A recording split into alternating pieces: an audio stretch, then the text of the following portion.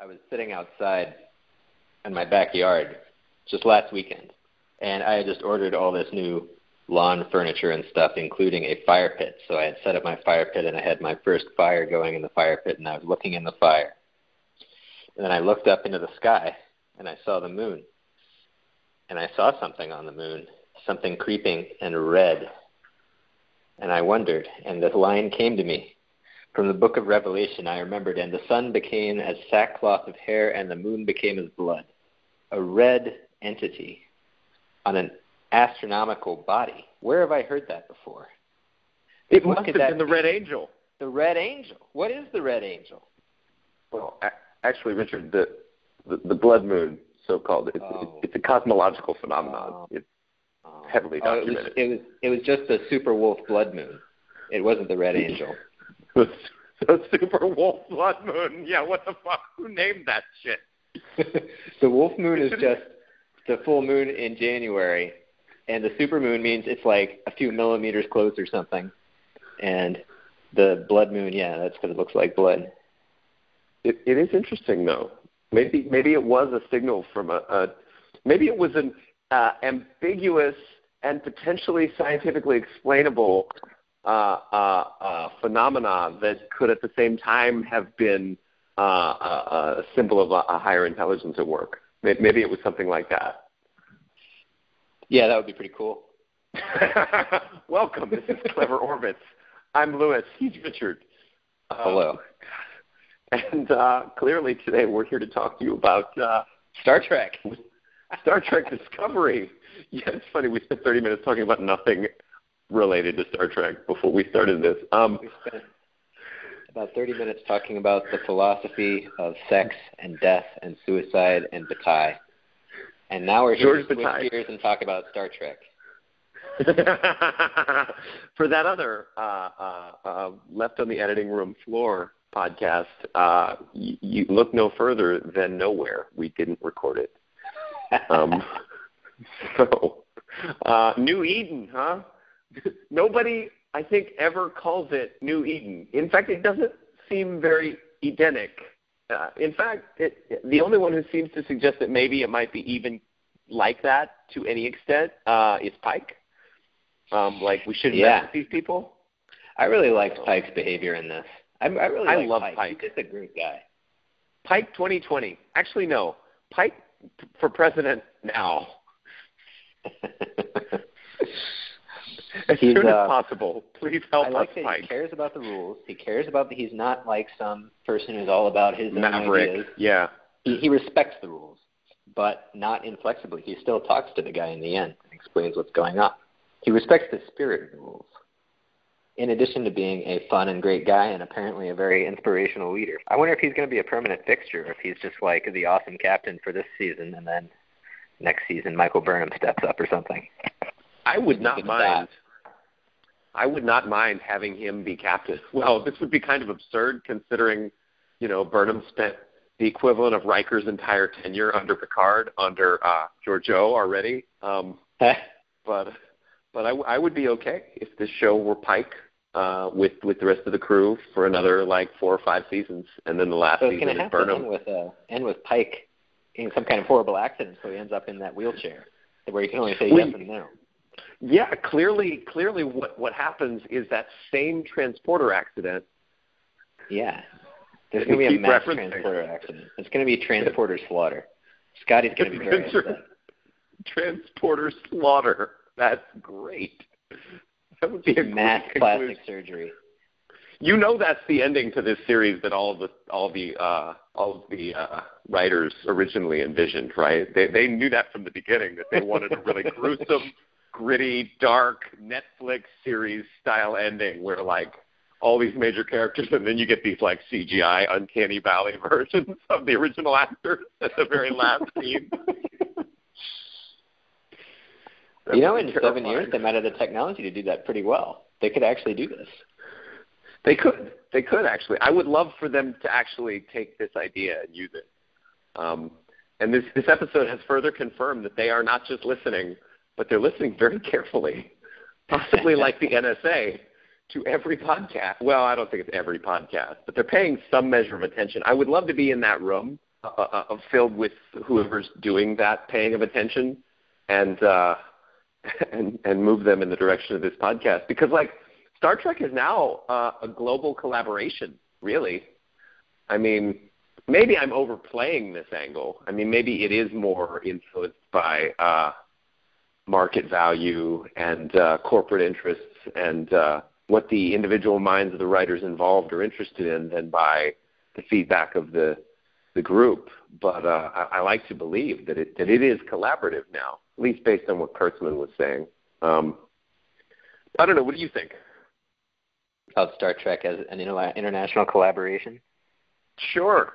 You know, as long as it ends up having direction and a vision, and it ends up not being, rule by committee. So far, yes. I'm enjoying it.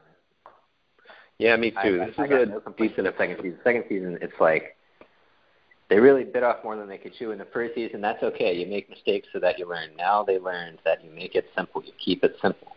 You got the red things that you're going after. You got the Red Angel at Sirius. We haven't seen a long mystery arc really before, so it's enticing.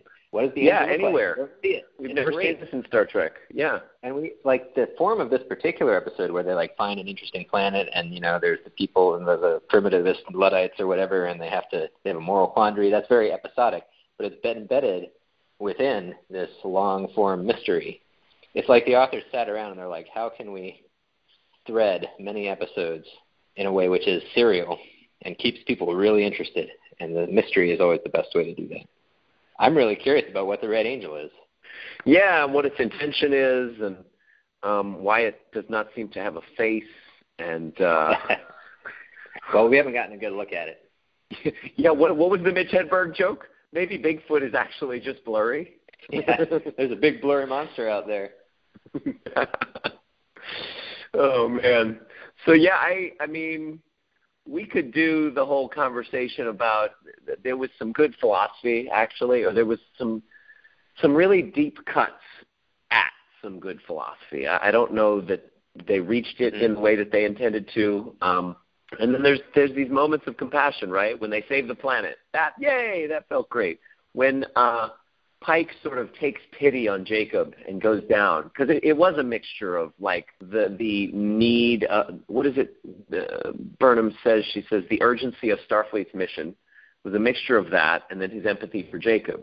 It had him go down rather than rummaging through Jacob's stuff. He could have just beamed into that room and grabbed the helmet himself, but instead he chose to do it in a way that left Jacob better off on some level. And then, was that Kirk level heroic when he jumps on that overloading phaser? It was pretty cool. It was pretty cool. I appreciated that. And of course, you also get the 1-2 punch of like how committed Tilly is to helping Stamets. Right? She's willing to put her own life at risk in the help of taking Stamets out of the pain that he is feeling. Because they're basically family. And then Saru explaining, like, empathically chatting with her about, like, hey, you need to take care of yourself. Okay, please. You are important. Very paternal there. And there's something about that. Like, we often would get, and it was very subtle. It was there between Kirk, Spock, and McCoy. It was definitely there. And there was a sense generally like it was a muted, kind of tight-lipped, not, hey, I love you, and it's really clear, and I'm expressing this to you. But there was a note of compassion that underlay the whole expression of the original series cast or characters for each other. But here it's much more pointed, much more specific, and I was thinking about this, like the moments of compassion you get here, because they're more precise, they're more potent. In a certain way. They're more personalized. They're more particular. They're more awesome, at least as far as alliteration is concerned. The alliteration of the last couple sentences. And this episode was funny too. But so moments of compassion. It had that. It's about half to 2/3 of the way there to decent Star Trek episodes. Now, when it came to the philosophy, what did you see? The main thing I was interested in is how do they respond to Luddites? And if we were going to see like a real defense of Ludditism against the Federation, and we kind of didn't get that, that's okay. We still got the questions of like, would you apply something like a prime directive to humans, same species as you, if they are like technically pre-war? Is it okay to go in and blast away at people's entire belief system? Is this going to be like Burnham even if their belief system is incoherent? Yeah, so Burnham basically says we should. She basically says these people are living a faith based on a lie. And well, I mean, her, not only is it based on a lie, it's a really stupid idea, combining all religions into one. I mean, how do you even do that? Well, I mean, sorry. Go ahead. It's kind of funny. They say they combine all the religions into one, but that's a Christian church, man. It's clearly listed as a Presbyterian church in the video at the end. I mean, maybe they took little bits. Maybe they took one sentence from all the other religions, but that's Christianity, and they just didn't want to say that. Yeah. So there was a comment that Jonathan Frakes made that I read in an interview this morning that was really beautiful. So you're right. You get this new spin on the prime directive. You get kind of science versus religion. What if science is my religion? Well, how does that even work, Burnham? What are you even saying? I don't understand. But whatever. Okay. Yeah. I kind of see what the writers – so here's the issue. The writers know enough about science to kind of know what that is. They know this kind of general abstraction that is religion. They know there are several different ones, and they know that maybe theoretically it's possible to combine them. But, I mean – I've studied religion at the undergrad to graduate level, and I'm aware that religion is a lot more subtle than what they have here, and it would be very difficult to integrate all religions. Yeah. Combining all religions. There are 30,000 sects within Protestantism alone, not to mention, Catholicism has different sects, and then So you just start there, right? And then you look at Sunni, Shiite, Theravada, Mahayana, different schools in Thelema. You probably were unaware that there were like a half a dozen different schools of Thelemic thought. So anyway, so let's just say they did the best that they could. Great, that's fine. They're using abstractions to try to convey something. So the Jonathan Frakes quote, he says, I'm not sure they're embracing the idea of faith as much as they're embracing the conversation about science versus faith.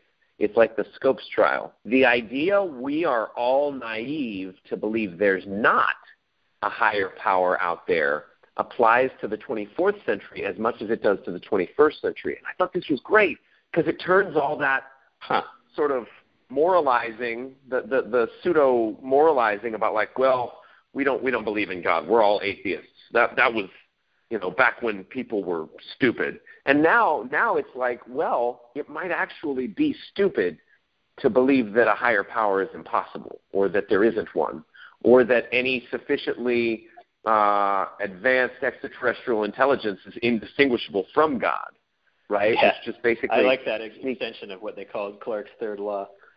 Yeah, which is great. I mean, especially that it gets incorporated into major philosophy somehow. I mean, like, what? Okay. So that was cool. And they're really playing, like, I got the sense the first time through that there was a subtle interplay between science and faith, reason and science as explanations for the world or interpretive frameworks. And the real question is, did they stick the landing? So for me, it's a question of 8.9 to 9.8. Like now that we've got decent, solid, run-of-the-mill, but with high production values, excellent characterization, and slightly new spin Star Trek, are they doing Star Trek as well as it can be done? And then that's another issue, though, is in all the episodes we've looked at from Next Gen and Voyager and all of this, not all of those episodes do the best at being Star Trek either. So I guess when it comes to do we have Trek and is it decent Trek, the answer is undoubtedly yes. I also liked that they inflected the episode with the best of Trek before it. It was literally Janeway's door chime that plays when Burnham comes to Pike's ready room. I don't know if that's his ready room. I feel like they couldn't have remodeled everything that quickly. It seems like a lot of remodeling work, unless they've just been like flying around with that asteroid in the shuttle bay for like months. It seems like that would be a bad idea. Yeah. Anyway, I liked it generally. We can go more into the specifics in a second, but you thought it was fun? You thought it was good? Yeah, it was great. I don't need this to be the best thing I've ever watched. I guess I'll be honest. It was not, a life-changing, television. Let's all be honest here. Good. I really enjoyed it. That's the key thing. And it's the same for the last one. I had a good time watching it. And, it didn't make me reevaluate my religious beliefs. It didn't have to.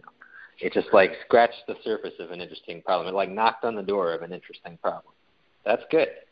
It was fun. Yeah.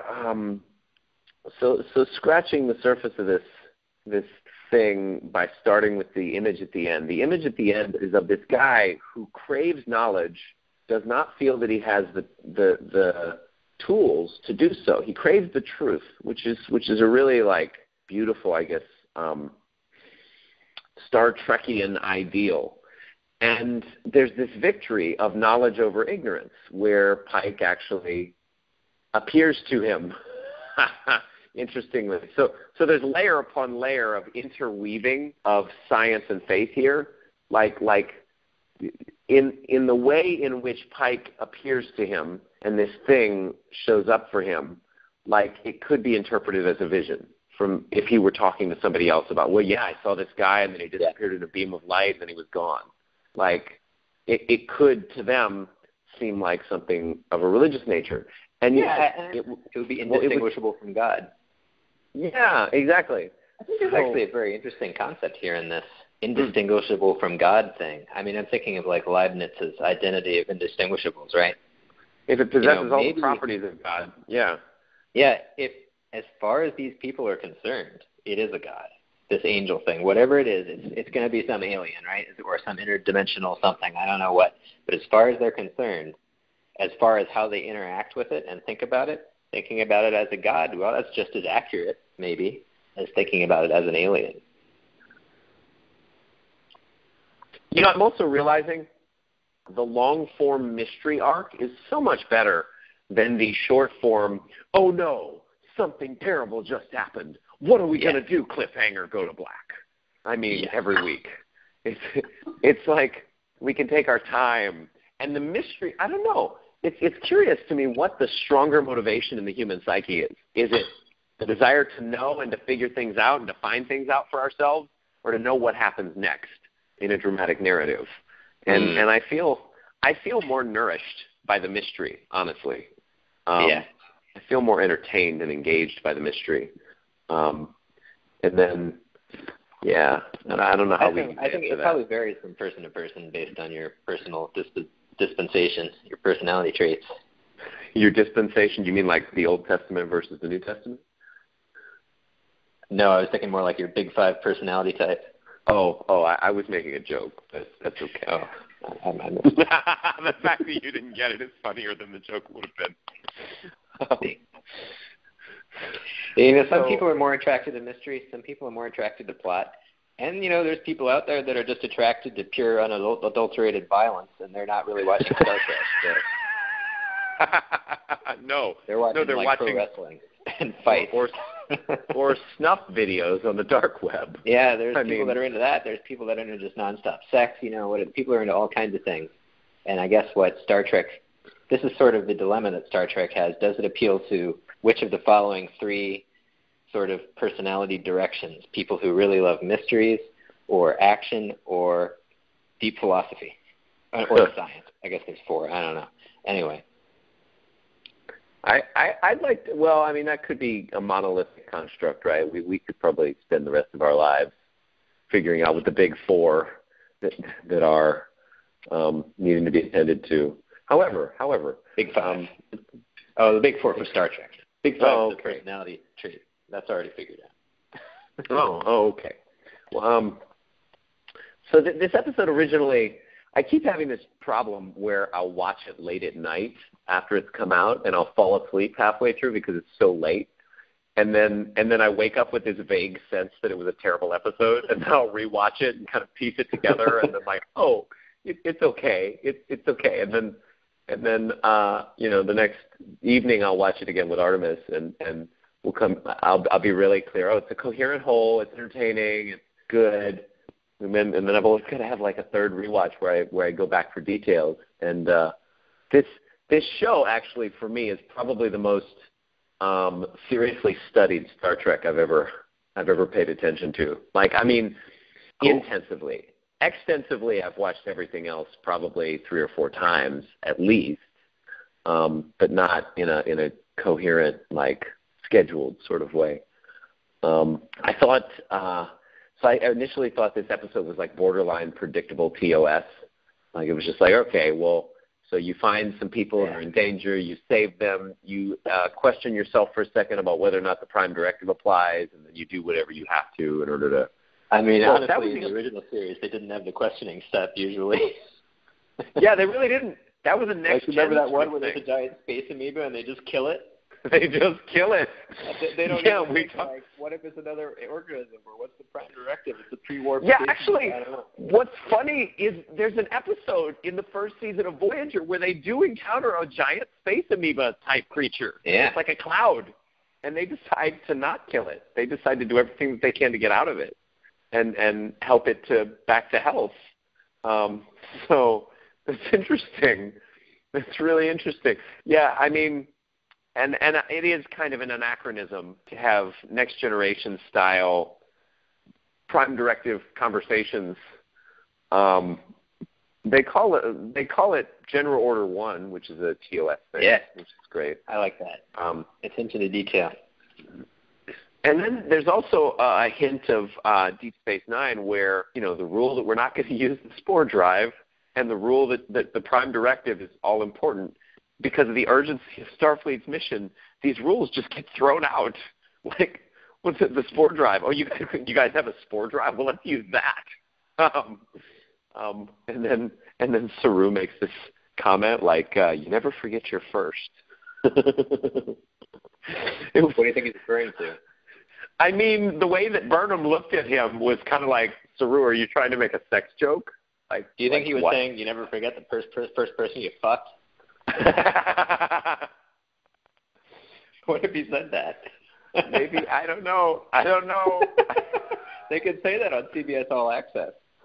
They could. I mean, it would be completely unnecessary. It would be as unnecessary as Tilly using the word fuck last season. I mean, this gives us an all access pass to the whole universe. That's fucking awesome. Oh man.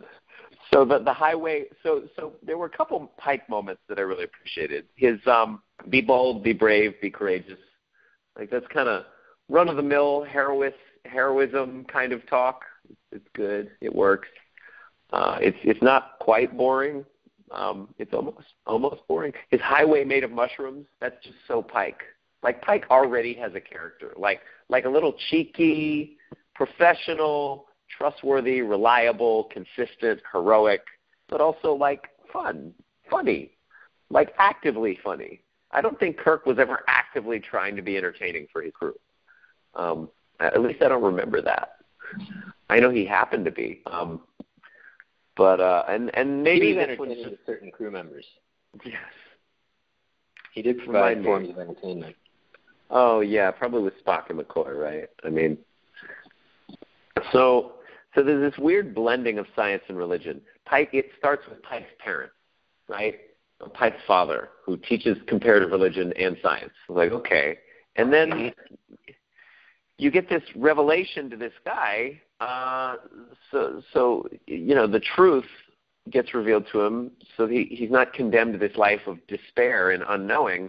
And then what he does with that is he helps to reinvigorate the faith by lightening the church and having more visitors to the shrine so to speak, and it was weird. It was interesting.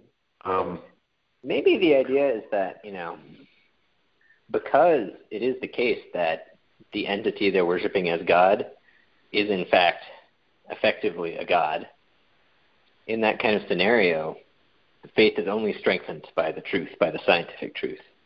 It is not diminished by it or dimmed by it. Repeat that? So in a scenario where you're worshiping something which actually is pretty much a God, then bringing in the truth and bringing in science is not going to diminish your faith. It's only going to increase it, allow you to light it up. Well, what if science is my religion? Yeah, that wasn't the best line. It was the worst line.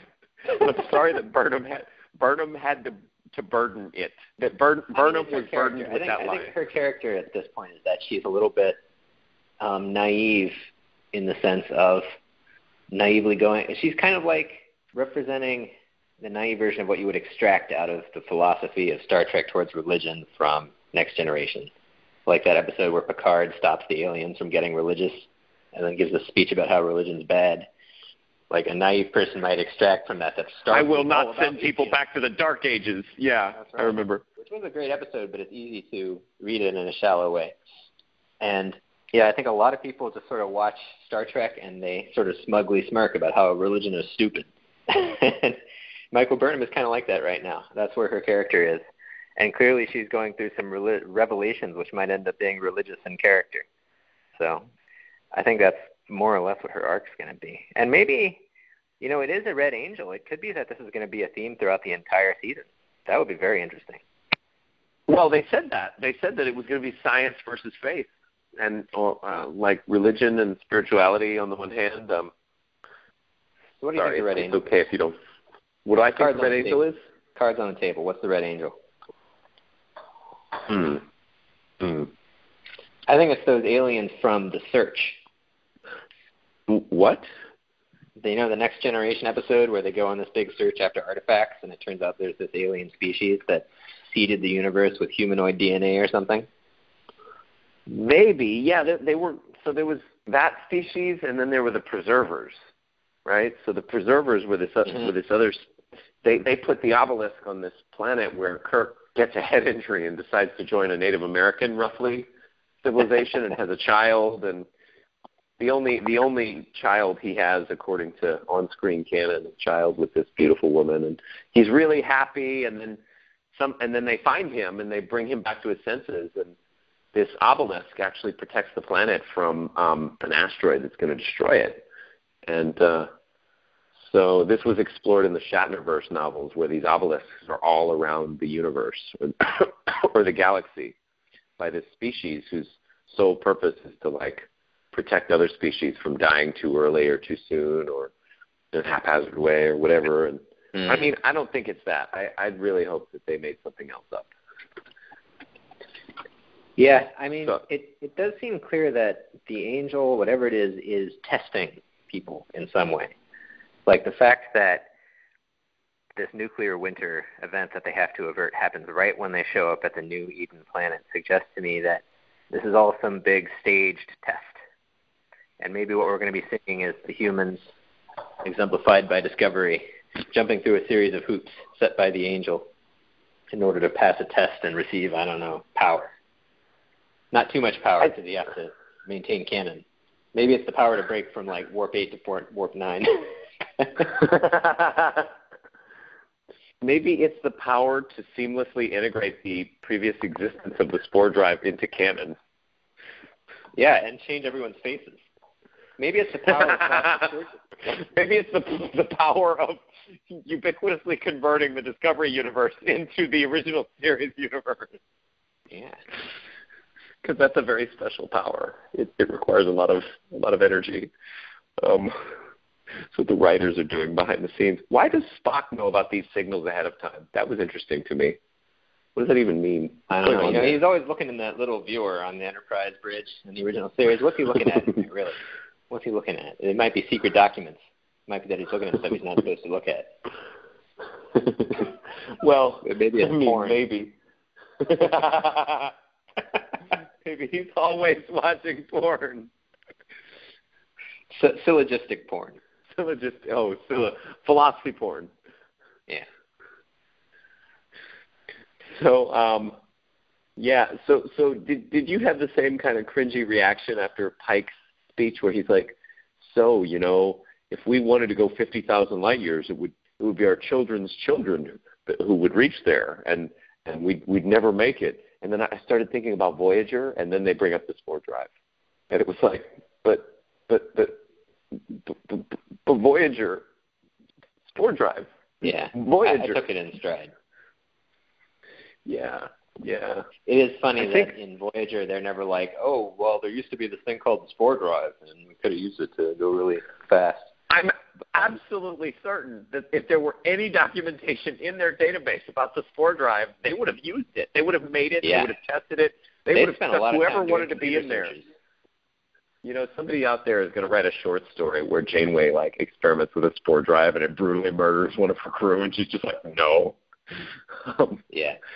Maybe that's. I know something's going to have to happen that's so horrific that they have to expunge the record of this thing.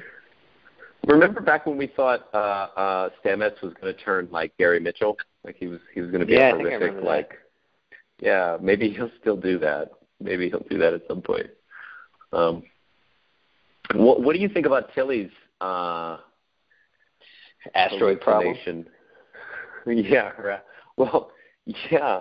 I mean, I liked the hallucination. I really actually enjoyed that because I could tell ahead of time that it was a hallucinated character.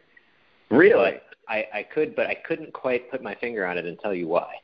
I was sitting there watching thinking, okay, this is a figment of her imagination. It's just the way she's standing is slightly off, like she's a little bit too close. Or she shows and up. She's a little bit too attentive. She's got nothing else to do in each scene. Just a little bit off. Everything's just a little bit off. She shows up a little bit fast. When she says your mind is so much fun. It's just what's going on? And then, I mean, it makes me a little concerned that Tilly is in the captain's training program and she's so absent-minded that she doesn't. And she's experiencing visual and auditory hallucinations. And she hasn't told anyone. She's not clear that she's experiencing hallucination yet. And it took her a long time to even begin to question what was going on. Now the issue with this is the kind of thing that you can't really design a training simulation for, because it's the kind of weird sci-fi thing. Screen for it with a basic psychological screener. Oh, well, a predilection towards hallucinations? Or yeah. What I mean is reality, mind-bending, boggling things happen on shows like this. And they don't happen in normal life. So if you're training for experiencing weird simulated realities where things are completely askew, it's difficult to, I imagine, create a training simulator for that. The closest we get is Wesley in Coming of Age, where they basically trick him into showing his cards and virtues and saving this person in the midst of a test. The test really wasn't this thing you're doing on the computer. The test was to save this guy in the midst of this crisis that you thought was fake or that you thought was actually real. So, I mean, that's a thing. Anyway, I'm trying to be generous with her now that I've I mean, she went to Elon Musk Junior High after all. I think there's a general issue actually with the, I guess, emotional maturity of all the characters.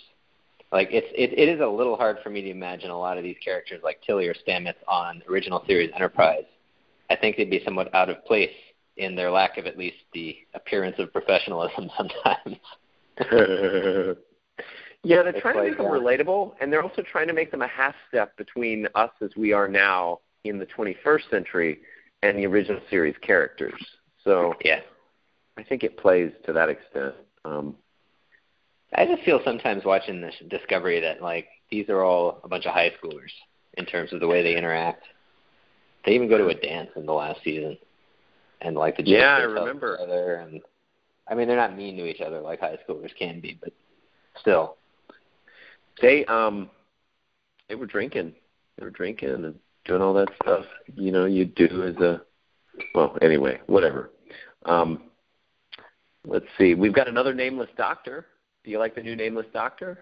Remember how they introduced the last nameless doctor in the last season? Didn't have a name, and we weren't sure who they were for a long time. I don't actually remember that, but I'll go with it. I remember. I heard it happen. Don't tell me it didn't happen. It happened. It didn't happen. I saw it happen. I watched it happen. Okay, Steve. So if May Ahern is dead, the thing that, so Jonathan Frakes kind of spoiled it, as he has a tendency to do with Discovery. He has a tendency to tell people things like, there's going to be some episodes in the Mirror Universe. Like, what? Okay. So now we're all on the lookout for that. So there's this little thing that goes into Tilly's shoulder right after the mycelial network gets healed, basically, at the end of season 1. And he suggests that this thing that went into her shoulder is actually May Ahern, or related to what Tilly is currently seeing. So that could be a lead-in to how things once live never die in the mycelial network. And I guess the mycelial network is like the Akashic Records or something. And nice. Yeah, there's this very interesting thing where Stamets says, life can never die. It just goes from one side to another. I'm needed on this side now, but this mycelial network has the other side. There's something very interesting there. Yeah, there's something definitely potentially religious there too.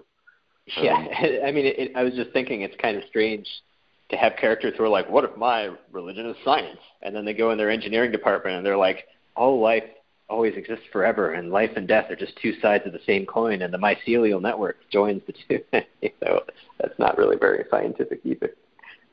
Well, they're trying to be so subtle that they're almost confusing and confused.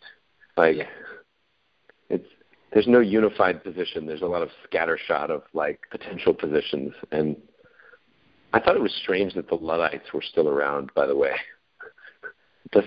well, they're cut off. Oh no, but they're not. That woman who got her first speaking role, the bridge woman. Oh, she's spoken before. It's just she's now actually got character. Yeah, she grew up in a Luddite colony or community or commune, right? Yeah, community or something. Yeah.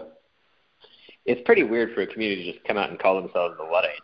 That's kind of a pejorative term. Yeah, I know, right? The restorationists or the primitivists or the ecologists. Here's Luddites want to always get rid of the last 100 years of technology or something, right? So the Luddites are probably living 21st century. They probably got iPhones. Yeah, they got iPhones, and they're watching Netflix, and they're and everyone is looking at them thinking, "Whoa, these guys are so weird. They've got their iPhones instead of whatever the version is." Yeah, it's funny because they would never call themselves Luddites. If Starfleet is calling anyone within itself a Luddite, then that's pejorative. So Starfleet's not being nice. And then also, what does it even mean to be a Luddite? What does it mean to not use technology? I mean, a hand plow is technology. So, it's not even internally consistent or coherent. Which is funny to me. I did, however, really like the red alert outlines around the stations. I thought those were so pretty. It's like everyone everywhere needs to be able to see at least out of the corner of their eye something that is red to let us all know that red alert is going on. You have to get in that psychological state, that red alert state, Heightened violence. The last 5 years. Prepare for heightened violence. Exactly. Prepare for non-stop violence. Activate the violence circuitry.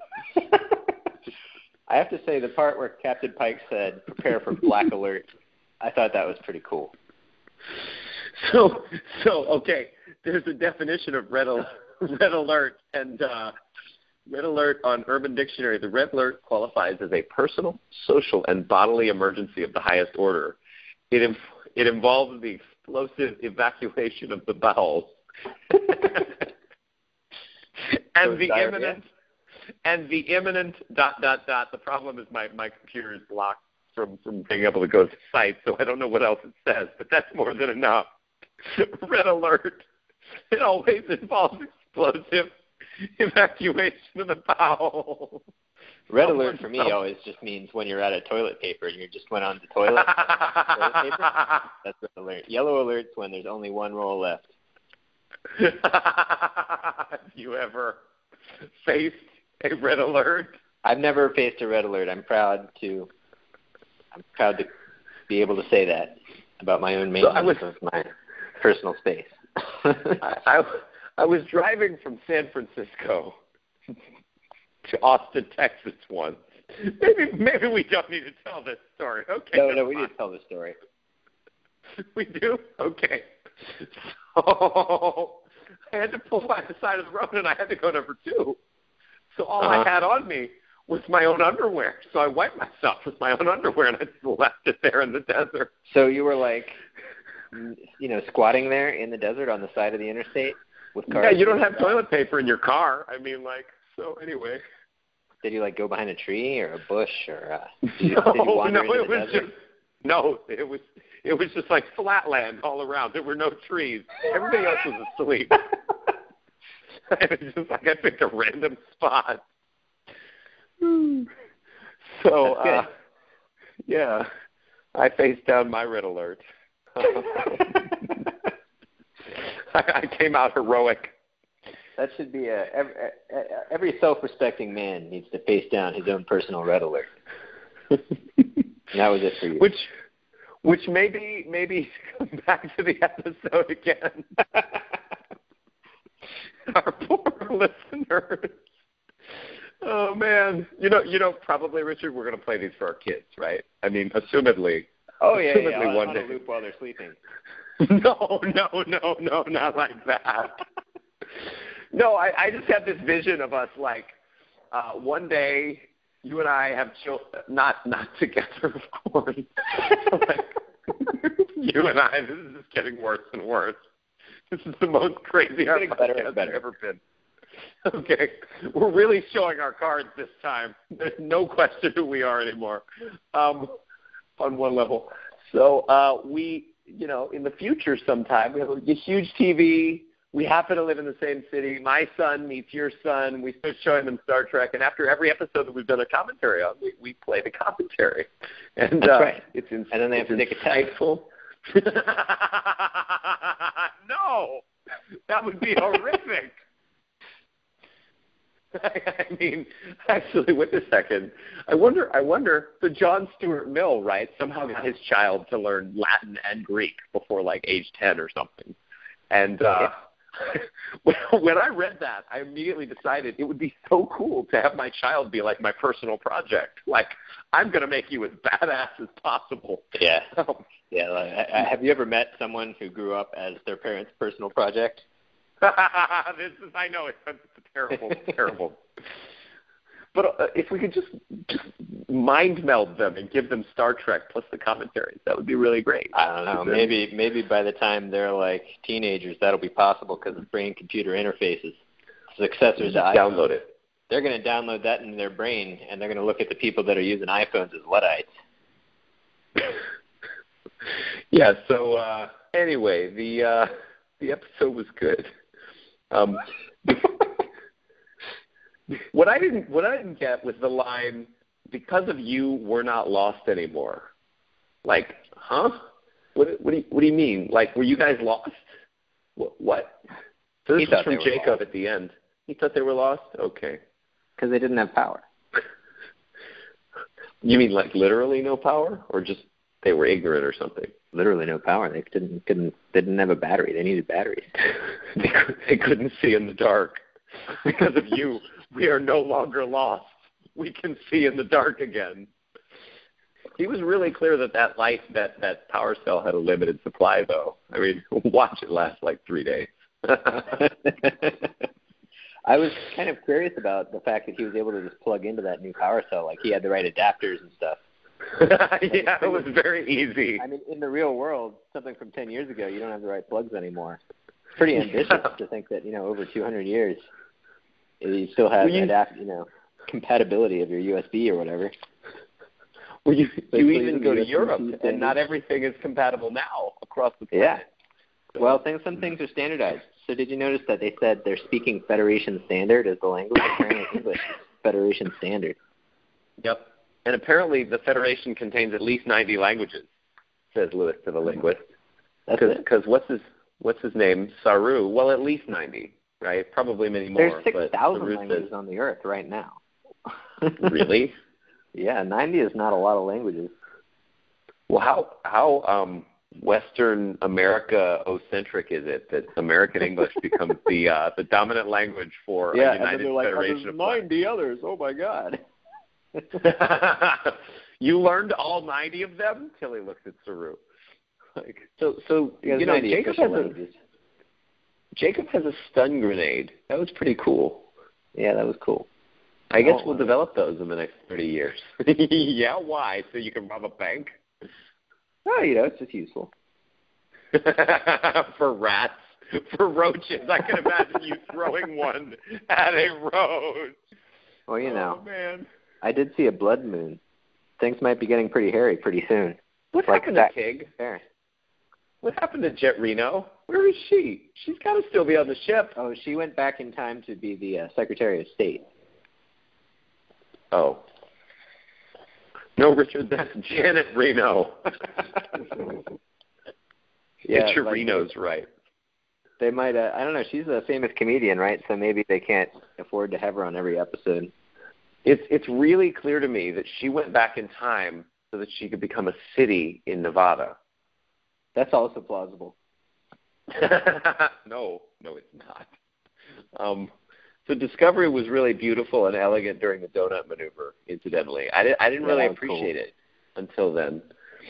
And that whole way that worked out was pretty cool. Like everybody playing their part and formulating a plan. Like, oh, that was good. And then Tilly's cute little run when she runs the wrong direction and then she runs the right direction. That was funny. Yeah, I think I'm good for this one. Do you have anything else? I'm just saying, as I look at my notes here, trying to like cleverly fill the pause. No. I wrote down center the plot around a mystery. Okay. We talked about that. I wrote down Angel is cool and creepy looking. Okay. Yeah, I covered everything. I liked it. What is this? It's a 9. It's a 9 out of 10. Yeah, I'll put it right on 8.9 out of 10, maybe 9. I mean, like, yeah, it was decent. And you're right. I guess it doesn't have to be the greatest thing on TV to be decent. I just, I have high ambitions. I thought, look, Star Trek is a series where there are like, over 700 episodes. Like, this is not the kind of thing where you expect every single one of those episodes to be like a transformative experience that causes you to reevaluate and change your whole life. Right? It's a yeah. What? It's just a TV show? Oh, okay. I think the power of Star Trek really is in the compounding. Like, you watch a lot of episodes and it builds up and it builds up and it builds up, and it's this consistent universe, and it's a universe you feel comfortable in and you're familiar with, and it has cool stuff and it's internally consistent. And it's the build-up that makes Star Trek cool, and not so much the like incredible nature of the individual episodes, although obviously it helps when one isn't incredible. And this is like, I see this as continuing the slow burn in a good way, keeping that steady fire alive. Keeping it alive. Yeah, there's got to be something around like the neuroscience of literature, and this will maybe be our last realm of thinking. I can't wait to finish this thing though, because I'm going to return to my favorite quote. Yeah. Which is clearly, what does God need with a, what if my religion is science? Okay. It's so stupid. Okay. The neuroscience of literature, meaning like, what does it take to create a fictional world in someone's brain that is sufficiently robust for it to be like meaningfully useful to them in a really palpable, interesting way, or like to serve as a foil for everyday life or something. I don't know. There's this like some sufficient development or some significant threshold number of impressions, right, where And maybe Star Trek is unique. Star Trek, I think, might be unique in that, other than maybe Greek mythology or superhero mythology, like it's one form of literature that is continually building upon itself and integrating with itself. Like I don't see this anywhere else. I don't see it happening anywhere else. Maybe I don't know Star Wars, but Star Wars isn't that big. There's not that much Doctor content. Who?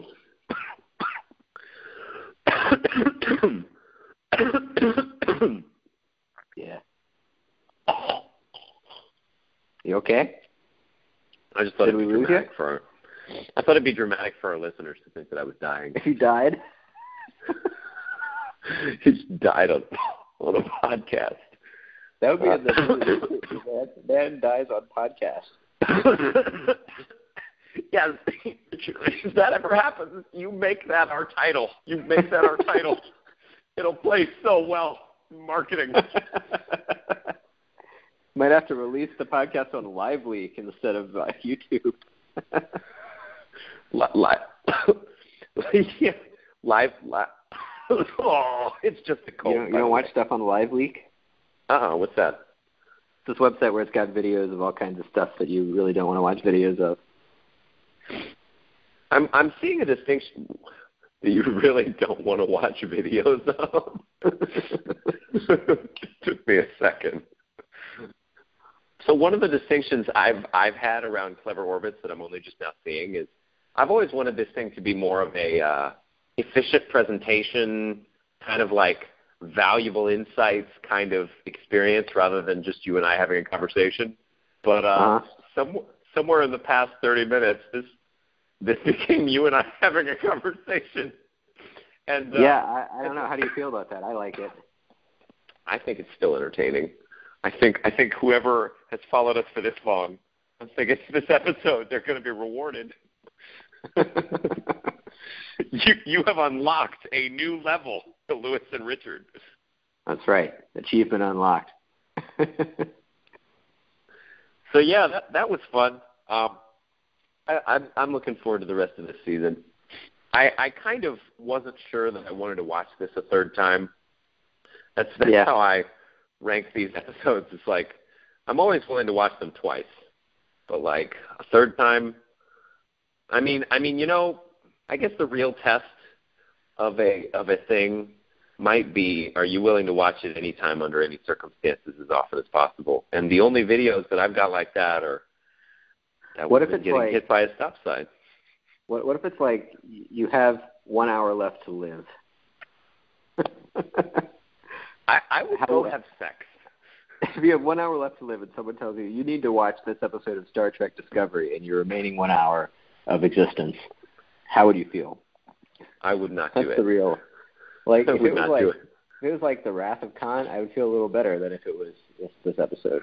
But you can't even get through The Wrath of Khan in 1 hour, though. Yeah, maybe 2 hours. It's like you got the amount of time of whatever media thing you're going to get forced to watch. And the question is, how do you feel when you get told that? I think the appropriate answer is to bash that person's face in. Yeah, that's an option. For that, the people that have the inclination to nonstop violence. I don't have the inclination to nonstop violence. Just red alert. I don't know. This is a great question. I kept thinking we were going to finish, but this is such a great question. It's worth pursuing and concluding on.